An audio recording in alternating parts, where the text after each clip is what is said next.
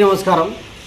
ఈరోజు ప్రముఖ కవి శ్రీ మెట్టా నాగేశ్వరరావు గారు రచించిన నేను కొన్ని సూఫీ సమయాలు అనే కవితా సంపుటి నుంచి నాకు నచ్చిన కవిత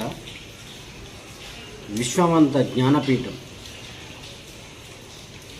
విశ్వమంత జ్ఞానపీఠం పెళ్ళగిస్తే పెచ్చులూడిపోవడానికి అతడొక విగ్రహం కాదు, జనం గుండెల్లో జనం నాలుకలపైన నిత్యం తాండవమాడే ఆటవెలది పద్యమతడు.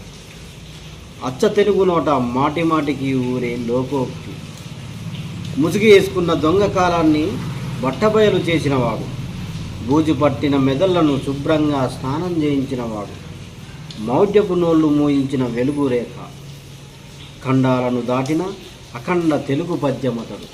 ఖండాలను దాటిన అఖండ తెలుగు పద్యమతడు. పోయేటప్పుడు పట్టుకుపోయేదేమీ లేదంటూ దిశమ్మలతో దశ దిశలకు జీవిత సారమై ప్రసరించినవాడు.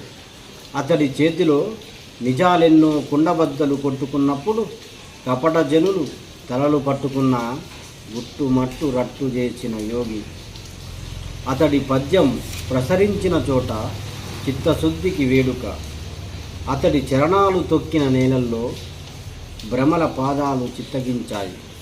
కద్దరు ధరించలేదు, జనం సొమ్ముతో విలాసాలై ఊరేగనూ లేదు, ప్రసంగాల్లో ప్రగల్భాలు పలకనూ లేదు.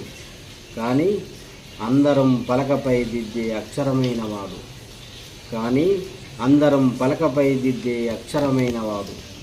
అనుసరించిన వాళ్ళు వందలు వేలు కావచ్చు, కానీ అతడితో పోల్చదగ్గవాడు అతడే. మళ్ళీ పదాలను రాసి అన్ని వర్గాల వర్ణాల ప్రాంతాల పెదాలను గెలుచుకున్నవాడు. ప్రలోభాల గింజలు చల్లి పదవి పీఠాలు ఎక్కలేదు, కానీ అతడు విశ్వమంత జ్ఞానపీఠం.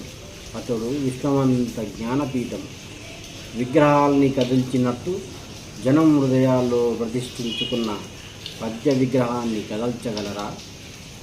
పొరుగు దేశం వాడే సొంతం చేసుకున్న కవి అతడు. పట్టం గట్టిన తత్వం అతడు. సొంత వాళ్ళై ఉండి పట్టనట్టుంటారా?